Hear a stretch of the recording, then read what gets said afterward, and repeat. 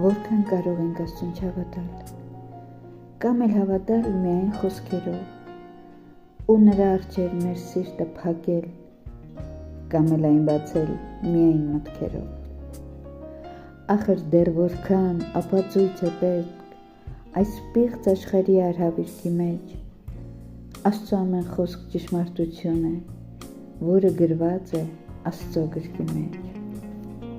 Ուրիշ ոչ մեկով չկա փրկություն։